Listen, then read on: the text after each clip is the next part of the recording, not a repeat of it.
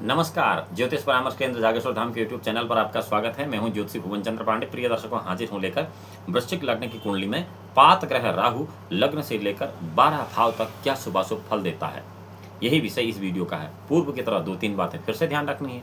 पहला, 11 लग्न 8 ग्रह छोड़ दिए हैं, केवल राहु ग्रह और केवल वृश्चिक लग्न, इसका विश्लेषण कर रहा हूं। दूसरी बात, मेरे द्वारा बताया जाने वाला फलाफल न्यूनाधिक आपकी जन्म कुंडली में राहु ग्रह के बलाबल न्यूनाधिक होने पर निर्भर करता है।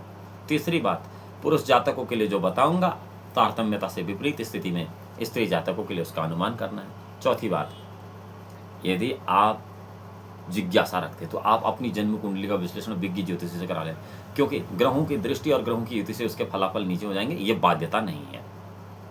सबसे पहले बताता हूं कि पात ग्रह राहु लग्न में क्या फल देगा। वैसे तो इनके बारे में कहा जाता है कि शनिवत राहु भौमवत केतु, जैसा फल शनि देता वैसा राहु देता और जैसा फल मंगल देता वैसा केतु देता है। लेकिन अलग अलग जगहों पर भी इनकी अलग अलग स्थिति है, क्योंकि ज्योतिष एक विशेष प्रकार की विधा है। पहले केंद्र शरीर के स्थान में अपने शत्रु मंगल की वृश्चिक राशि पर अगर कहें तो बहुत बुरा होगा। वो इसलिए होगा क्योंकि राहु का मंगल शत्रु नहीं हो सकता। क्यों नहीं हो सकता? क्योंकि दोनों पात ग्रह हैं और यहां तक कि मंगल भी ग्रह नहीं है। ज्योतिष में केवल 2 ग्रह हैं, सूर्य और चंद्र। बाकी के जो 5 तारे हैं, मंगल, बुध, गुरु, शुक्र, शनि, जिन पर इंग्लिश एफेमेरिस चलती हैं, और राहु और केतु जो हैं वो पात हैं। इन 9 को मिला के नवग्रह मंडल कहा जाता है। तो राहु इतना जरूर है कि वो मंगल की वृश्चिक राशि पर है, लेकिन वो शत्रु राशि पर नहीं है। पहले केंद्र और शरीर स्थान में मंगल की राशि पर स्थित राहु जातक के शरीर में गुप्त चिंता और कष्ट का निवास रखता है। इस कष्ट करा बेवजह की चिंताएं पैदा करा देता है। अपनी उन्नति के लिए अधिक कठिन परिश्रम करा देता है। ये नहीं कि ये पता है कि आसानी से कोई होने वाला काम है, उसके नहीं करके उसी के उस रिजल्ट के लिए कोई दूसरे तरीके से काम जिसमें ज़्यादा मेहनत है, ऐसा करने पर बाध्य कर देता है राहु। ऐसे व्यक्ति का स्वभाव तेज होता है, गुप्त युक्तियों का सहारा लेता है व्यक्ति, स्वार्थ साधने में चतुर होता है, शारीरिक सौंदर्य में कमी रहती है, कभी कभी उसे मृत्यु तुल्य शारीरिक कष्टों का भी सामना करना पड़ता है। काम इच्छा बहुत बढ़ा देता है लग्न में राहु। और जन्म कुंडली के अध्ययन से पता लगता है कि जब शादी के समय कुंडली मिलाई जाती है तो ऐसी ही कुंडली मिलाई जाए जिसमें कि ग्रह मेल खाते हैं एक दूसरे से। दूसरे भाव में राहु अगर है तो आपके देवगुरु बृहस्पति की धनु राशि पर होगा वृश्चिक लग्न की कुंडली में। तो वहाँ जब बृहस्पति की राशि पर राहु होगा तो परिवार के संबंध में, पैसे के संबंध में हमेशा परेशानी खड़ी करेगा। अच्छा धन प्राप्त नहीं होने देगा, अच्छा धन पैदा नहीं होने देगा, सोर्स ऑफ इनकम को खत्म कर देगा। धन संचय के लिए बहुत कठिन परिश्रम करना पड़ेगा। परिवार में कतई सुख शांति नहीं बनाएगा, अनेक प्रकार की गुप्त युक्तियों का आश्रय लेने को बाध्य कर देगा। फिर भी वो अभावग्रस्त बना रहेगा और ऋणी बना रहेगा। उसकी धन संबंधी चिंताएं दूर नहीं होती। कई जगह आपने देखा होगा, बहुत सारे लाखों लोग पंडालों में लगे रहते हैं, हमारी ये समस्या, हमारी ये समस्या। ये सब वही लोग हैं जिनको राहु ऐसा करने के लिए बाध्य कर देता है। तीसरे भाव की बात करते हैं, अगर राहु तीसरे भाव में होगा तो स्वभाव तो वो शनि की मकर राशि पर होगा, और शनि की मकर राशि पर अगर होगा तो पराक्रम में बहुत ज़्यादा वृद्धि होगी। कठिन परिश्रम करने वाला आदमी होता है, कठिन कर्म करने वाला, महान पुरुषार्थी होता है, चतुर होता है, गुप्त युक्तियों का जानकार होता है, हिम्मत पर होता है, धैर्यवान होता है। कभी कभी हिम्मत हारने का अवसर आ जाने पर वो अपने धैर्य को नहीं खोता है और किसी किसी समय असाधारण साहस का प्रदर्शन कर देता है।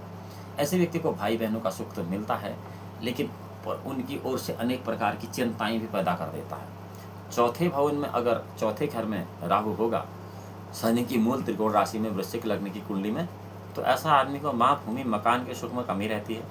घरेलू वातावरण में कभी कभी घोर संकट उठाने पड़ते हैं। अपनी गुप्त युक्तियों के बल पर हिम्मत धैर्य से काम लेकर उसका निराकरण कर देता है। ऐसा व्यक्ति बड़ा परिश्रमी और होशियार होता है। कई बार ऐसी स्थिति आती है कि बिना तलाक के या बिना किसी बौद्रेशन के या बिना किसी निष्कर्ष के गृहस्थ में ये पति पत्नी अलग रहते हैं, साथ में नहीं रहते हैं। चौथे भाव में राहु गृहस्थ जीवन का नाश कर देता है। 5वें भाव की बात करते हैं, राहु के लिए देवगुरु बृहस्पति की मीन राशि हो जाती है वृश्चिक लग्न की कुंडली में, तो ऐसे राहु से विद्या अध्ययन में कठिनाई का सामना करना पड़ता है। गुप्त युक्तियों की चतुराई में ऐसा व्यक्ति प्रवीण होता है। तंत्र क्रियाएं में 5वें भाव का राहु बहुत अच्छा आदमी को बना देता है। बोलचाल उसकी होशियारी और बुद्धिमानी से उसकी जो होशियारी है, उसकी बुद्धिमानी जो उसके बोलचाल में प्रकट हो जाती है। ऐसा व्यक्ति मस्तिष्क पर हर समय परेशानी लिए रहता है, परंतु वो अपनी परेशानी किसी पर जाहिर नहीं होने देता है।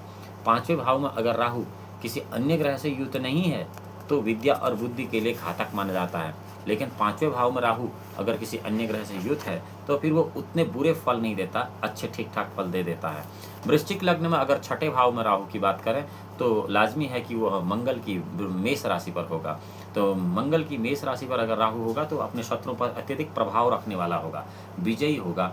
गुप्त युक्तियों से, हिम्मत से, चतुराई से, धैर्य के बल पर सभी मुसीबतों, कठिनाइयों और संघर्षों को, रोगों, झंझटों को, शत्रुओं से लड़ता हुआ, विजय प्राप्त करता हुआ, बड़ी बड़ी मुसीबतों के समय भी ऐसा आदमी हिम्मत नहीं आता जबकि 6ठे भाव में राहु हो।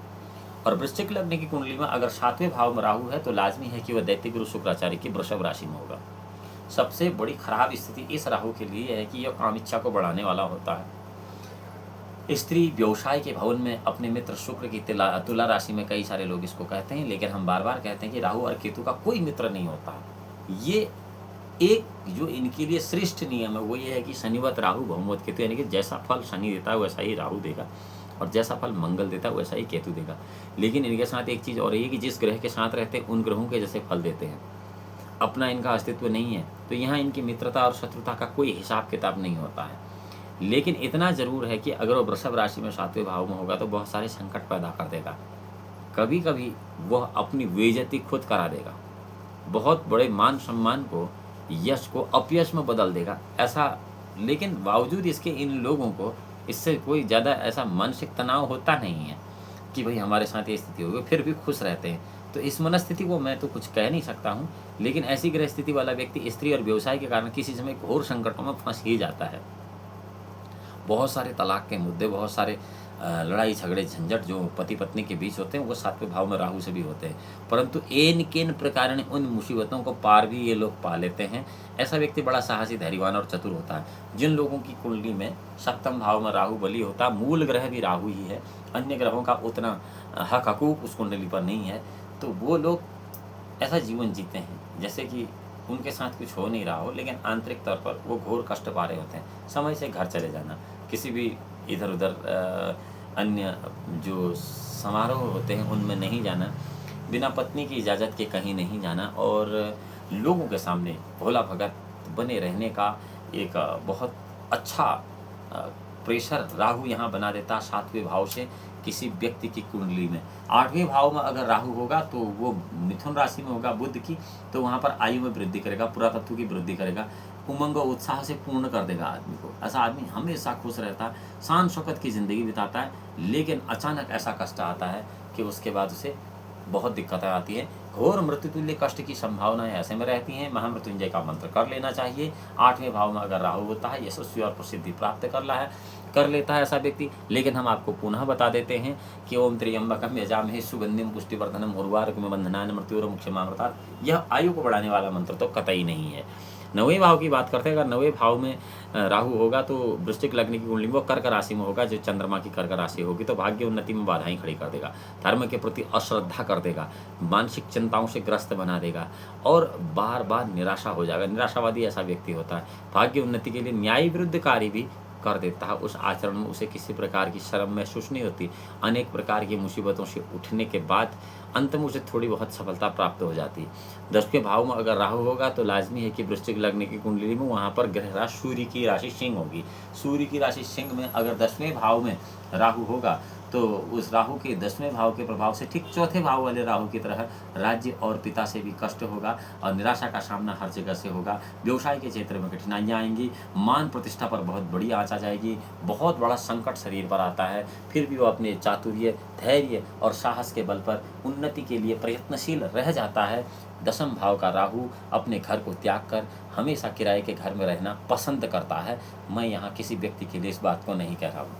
एकादश भाव में अगर राहु है वृश्चिक लग्न की कुंडली में तो लाजमी है कि वो बुध की कन्या राशि में होगा, और कन्या राशि में अगर होगा तो अपने क्षेत्र में विशेष सफलता प्राप्त कर देगा। ऐसा आदमी जुए से, सट्टे से और ऐसे धार्मिक स्थलों से पैसा कमा देता है जिनके बारे में आम आदमी समझ भी नहीं सकता है। अपनी बुद्धि, चातुर्य, विवेक, शक्ति, गुप्त युक्ति के द्वारा विशेष लाभ कमाता है।